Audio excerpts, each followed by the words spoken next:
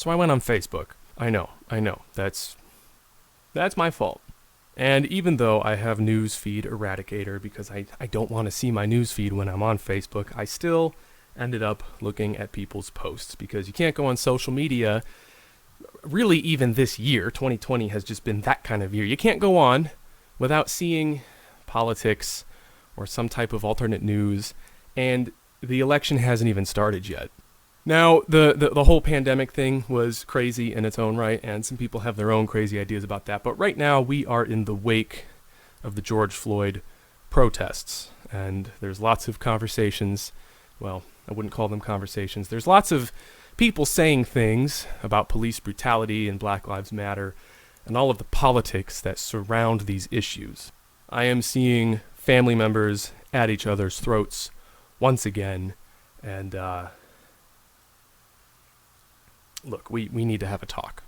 Now, you might be thinking, great, this guy's wearing a backwards baseball hat and he has an American flag behind him, so he's definitely 100% on the side of the police. He's a conservative, he's right-wing, and he's going to educate us on why the police are correct. Now, first of all, my rebuttal, I'm wearing a hat because my haircut didn't turn out that great. My barber is still closed, and it just, look, this is an upgrade in the current state of my appearance. And secondly, yes, I have a flag hanging up behind me because I'm a person that can actually simultaneously love my country, love what my country stands for, appreciate the history and all of the amazing things that our democratic republic stands for, while also being a responsible citizen and having critiques of our democracy, having critiques of our government and our economy, and try to form my own opinions while still being a good citizen and trying to do what is required to have a strong republic. And amazingly, what is probably the most important part of keeping a republic like ours strong and healthy and vibrant and alive is having civil discussions about things we disagree with. You can read some history books about the history of our country, and you can read about congressmen and senators from the 1800s, the early 1900s, who would go on the floor of the House or the Senate, and they would give these fiery, passionate orations about their opinions, and they would call the opponents names, and they would criticize what the opponent was doing, and they would propose their plan, and there'd be applause, and there'd be booing, and people would, pound their canes on the floor and throw their top hats, whatever have you. But at the end of the day, the doors would close, and the Republicans and the Democrats, or the Democratic Republicans and the Whigs and whatever have you, all the parties have changed, they would go to the bar. They would go get drinks afterward. Because that was just politics. It didn't flood into the other areas of life. I'm sure there are exceptions, right? And I'm not a historian. But we don't have that anymore. We don't have people reaching across the aisle outside of politics. And what we have now are people who disagree with each other, who are literally blocking people who used to be their friends, blocking family members just because they disagree about something. Politics has flooded every single area of our lives. It's like there's no escape from it now. You log onto Instagram because you want to see some pretty pictures of national parks or birds or butts or whatever you're into, and all you see are political posts. All you see are politics. You log onto Facebook because you want to connect with your relatives that you don't really care about, but you kind of want to feel like, that's my cousin, I guess I'll check in on him. And all you see are arguments about police and the state of the economy and the president. It's absolute insanity. There's a time and a place for that, and I can guarantee it's not Instagram and it's not Facebook. Look, if you have an opinion about things that are happening in this country, that's great. But there's a time and a place for discussing these things. There is a right way to make progress and to actually make changes happen in this country, and there are many, many wrong ways. If you're someone with 1,000 people or less on your friends list, and you're posting articles or statistics or all kinds of things that back up your point of view, well, here's a statistic for you. Approximately 0% of the people on your friends list who disagree with you care about the statistics or the articles that you are posting. When you do that, when you share articles about police beating up protesters or rioters burning down buildings, or all of the good things that police have done, and how difficult it is to be a police officer, and all of these things that people on both sides of the aisle are posting. When you do that, when you just parrot things that you read and are told by other people on the internet, all you're doing is the same exact thing that your most hated news channel does every day. You're just parroting things from your side of the aisle, creating more division, polarizing the arguments, and you're not including any criticism. You're not including any open-mindedness. There are no articles that talk about both sides of the aisle. And the fact of the matter is, this issue, police brutality, right, Black Lives Matter, the racism in America, all of this is incredibly nuanced. It's incredibly complex. You cannot look me straight in the face and deny that African Americans have had a harder time in this country. There's no denying it. Slavery was not that long ago, right? My grandmother, someone who died less than a decade ago, when she was a child, she saw people walking around who had fought in the Civil War. She probably saw people who were missing arms, who were missing legs, who were veterans of the Civil War that freed African Americans from slavery. My grandmother saw those people. Okay? If you lack a little bit of historical context, just take that into perspective. It was not that long ago. You factor in all of the economic disadvantages that were placed on the black community because of generations of slavery, and then you factor in all of the other things like redlining, all of the political sabotage, the banking industry, businesses, voting rights, segregation, Jim Crow, all of these things, they pile up. And it creates this quagmire of problems, very complex problems that are tangled in with everything else. Crime and policing is just one factor, one of the many strings that are caught in this web. And we can't just nail it on one single problem. We can't just nail it on one single scapegoat. Additionally, you look at the police force, and yeah, there's some problems there, but police officers have one of the most dangerous jobs in our country, and many of them are really, really good people. I have police officers in my family. I know police officers. When I was a kid, I wanted to be a SWAT officer. There are so many things to say about police officers and what they do for us every day. These are, in most cases, amazing people who are taking up a job that really doesn't pay that well, with incredible hazards. These are the men and women who will stop to help you change the tire on your car when you get a flat in the dead of winter and there's 2 feet of snow and it's 30 degrees outside and you don't have gloves and you don't even know how to change your tire because you're too busy checking your Instagram.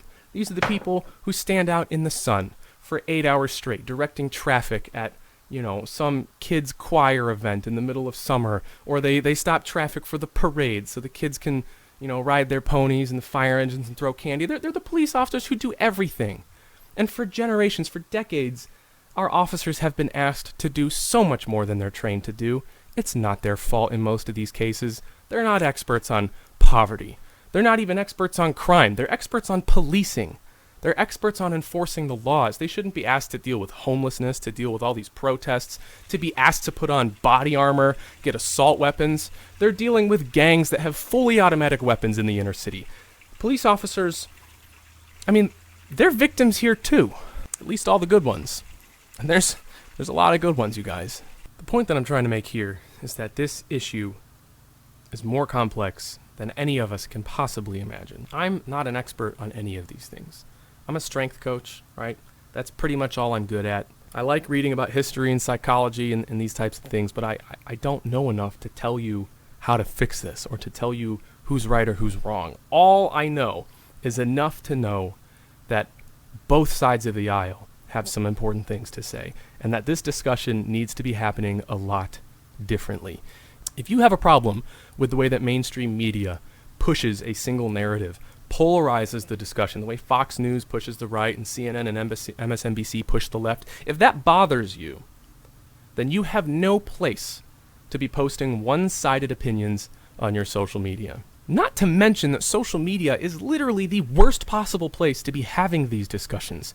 You can't hear people's tone of voice. You can't see their facial expressions. You can't see the nuance in the way that they're speaking. How are you supposed to know if someone's mad, if someone's being serious, if someone's being sarcastic? There's even a law called Poe's Law. Go Google it right now. It talks about how without a clear indicator, there is no way to tell if something written on the internet is satire or 100% serious extremist opinions. There's no way to tell the difference. And there are plenty of trolls being thrown in the mix. There are plenty of people who are actually extremists. You have all of these factors being thrown in here, and what you get is just this jumbled swamp of one-sided opinions and insulated thought bubbles and groupthink, and it's just a disaster. Nobody who is important, no one who matters in this discussion cares that you're going online and virtue signaling for your side of the aisle. No one cares that you're parroting your political party or your belief ideology without reaching across the aisle, trying to understand what other people think, trying to open your mind and actually find a solution. Because most of you who are posting this crap online are not looking for solutions. You're looking to be right. You want to post these things online because it gives you this feeling of moral superiority that is completely unearned because you've accomplished nothing.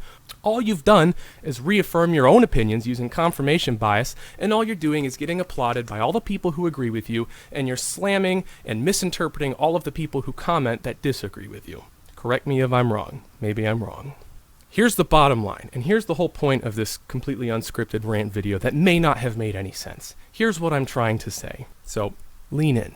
You don't change the world by parroting things you already know you believe to people who agree with you while simultaneously completely ignoring, shutting out, and hating the people who disagree with you. For some reason, most of the major social media platforms have become a breeding ground for this type of behavior, and not a lot of people seem to care. You want to change the world? Here's how you do it. You go out, you sign petitions, you write to your congressman, you talk to people who disagree with you, and actually try to understand them instead of trying to change their mind. You smile at people every day, no matter who they are or what they look like. You smile at them. You have a little bit of empathy every now and then. Whenever you hear someone saying something, or you read something online, or you're watching a video, maybe like this one, that makes you uncomfortable, or maybe it makes you a little mad, you stop and say, I'm feeling a little angry. Why is that? And you think about your anger. You think about your emotions. You ask yourself why you're feeling it. You ask yourself if it's justified. And if you're feeling brave, you reach out to that person and you talk to them about it and say, hey, I think I disagree with you. Can you elaborate why you said X? Can you answer my question? If I say this, what do you say to it? What's your take on this? And you learn. That used to be what universities were for. But here we are in 2020 where YouTube channels get banned for talking about things that really aren't even that important. Videos get demonetized for saying specific words, and, Facebook and Twitter are censoring the president. Not saying I agree or disagree with the president, but the state of free speech in this country is a little precarious. So look, you guys, I love all of you. I appreciate all of you. And I know that those of you who are out there posting very strong opinions, whether you're on this side of the aisle or on this side of the aisle, I know that you guys really do believe in your heart that what you're saying is true, and you want things to get better, and most of you want peace and quiet. You don't want to watch the world burn, and you want to make the world a better place, and that's noble. But there's nothing admirable about posting one-sided opinion pieces on YouTube or Facebook or Twitter. There's nothing noble or valiant about attacking people online and going all keyboard warrior, because you're not changing anyone's mind. You're not making a difference.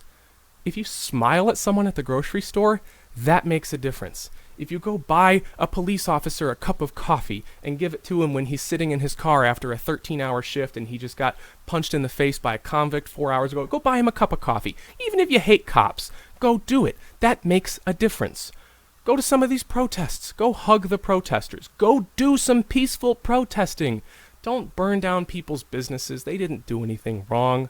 And just try to restore some semblance of a state of normalcy in this country. It's been a strange year. And like I said before, the election hasn't even started. Just try to love your neighbor. Try to be a good person. That's all I'm saying. That's all I'm trying to do. And I am totally open to the possibility that I'm completely wrong about everything. I probably am. I'm kind of stupid. I mean, just look at my hair.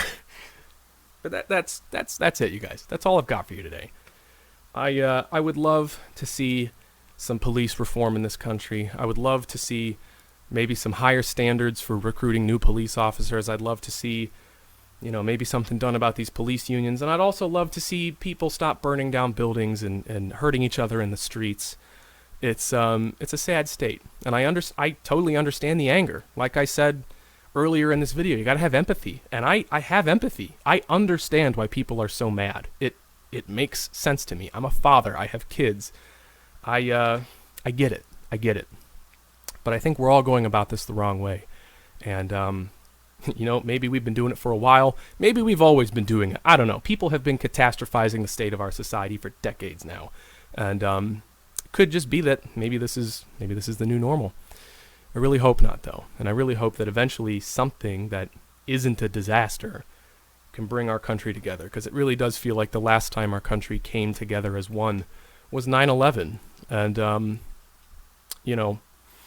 the pandemic didn't bring us together, kind of made things worse. And I kind of think that either we really have to change the way we're having these discussions and change the way we treat each other, one person at a time, one interaction at a time, one Facebook post at a time, or we just have to wait for some sort of catastrophe to happen that's going to cause so much universal pain that people are forced to come together to survive, because that's kind of what 9/11 felt like. And I was a first grader when 9/11 happened. So just be nice to each other and think a little bit harder before you attack people or post one-sided opinions, because these problems aren't going to fix themselves, and it's going to take a lot more than what we're all currently offering to find real solutions.